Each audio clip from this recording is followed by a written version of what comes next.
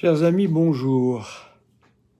Dans le cadre des repentis d'Arnaud Dumouche, je voudrais aujourd'hui vous lire une lettre que j'ai reçue il y a peu de temps. Je changerai bien évidemment tout ce qui pourrait faire reconnaître l'auteur de cette lettre et j'enlèverai également toute injure possible envers monsieur Arnaud Dumouche. Bonjour mon père. Je me permets de vous écrire suite à votre live concernant les repentis d'Arnaud Dumouche.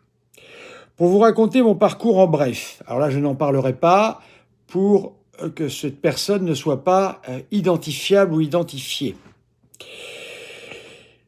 Il faut reconnaître que j'ai eu des bases en théologie catholique. En effet, j'avais aussitôt, après ma conversion, demandé les sacrements de confirmation et de communion.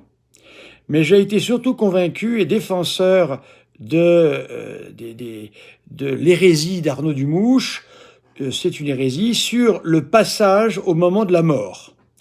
Par la suite, j'ai plutôt été mitigé, pensant toutefois que cela pouvait être une possibilité. Mais par la suite, je me suis dit que je devrais quand même écouter ce que vous disiez. Et j'admets que je me suis pris une claque. Changeant ma vie spirituelle, je me repentis d'avoir pu adhérer à certaines parties, hein, là je suis obligé de nuancer, hein, certaines parties, en particulier évidemment ce qui concerne le moment de la mort, j'ai dû, dit-il, essayer de changer cela. Et d'avoir eu des pensées pas très justes envers votre personne et vos intentions, et je suis conscient de la réalité de la foi orthodoxe. Monsieur Arnaud Dumouche a bel et bien, là aussi je suis obligé de nuancer, produit des écrits d'ordre ou des propos d'ordre moderniste, qui prend les dogmes pour en détourner le sens. C'est le principe du modernisme. On parle comme un catholique, mais en fait on détourne profondément le sens de ce que l'on dit. Il devrait lire, donc M. Arnaud Dumouche devrait lire la parole du pape Pie IX qui dit, je cite Pie IX, enfin plutôt mon correspondant cite Pie IX, en conséquence, le sens des dogmes sacrés qui doit être conservé à perpétuité est celui que notre mère, la Sainte Église, a présenté une fois pour toutes et à jamais.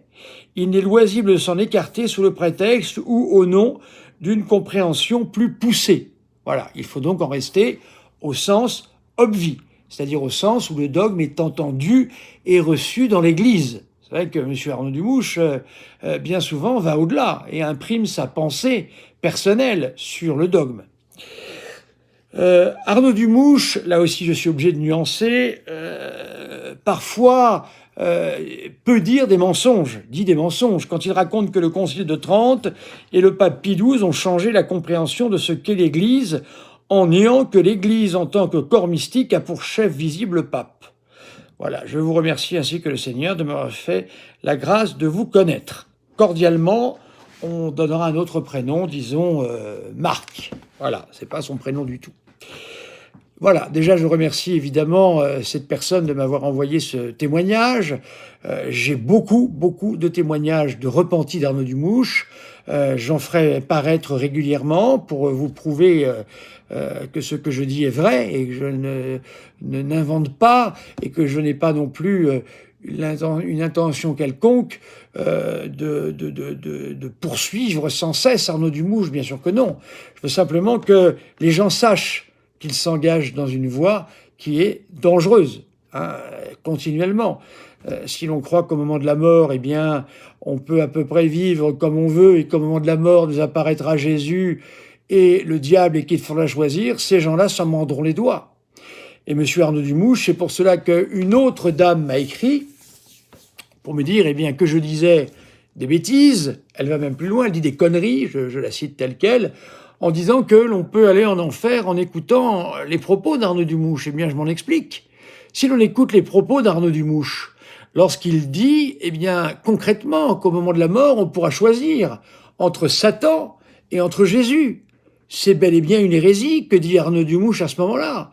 que vous ne trouverez nulle part dans ce que dit l'Église catholique. Eh bien, il est évident, chère madame, qui m'écrivait cela, que je dis des conneries, comme vous dites très poliment, hein, je vous reprends tel quel, eh bien, vous me dites que là, je dis une connerie. Ben non, non, je dis pas une connerie, je dis la vérité. Si vous écoutez Arnaud Dumouche, si vous le suivez, et si vous croyez qu'il faut avoir une vie, ma foi, bien humble, ça c'est la grande terminologie d'Arnaud Dumouche, l'humilité. Soyons humbles, répétez à l'envi.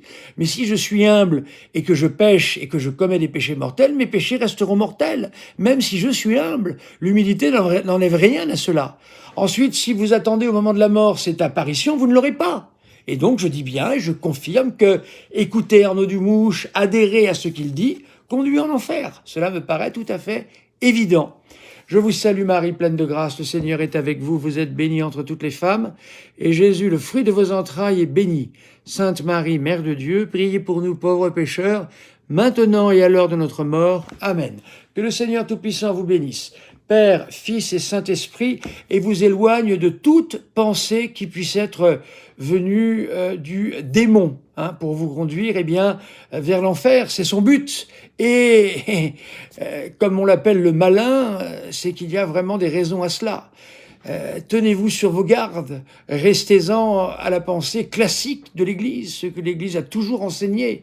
Les nouveautés, si vous y mettez votre cœur, vous trouverez à la fin du chemin dans une disposition qui ne sera certainement pas celle que vous auriez voulu. Et pourtant, en suivant M. Arnaud Dumouche, eh bien, on finit bel et bien en enfer.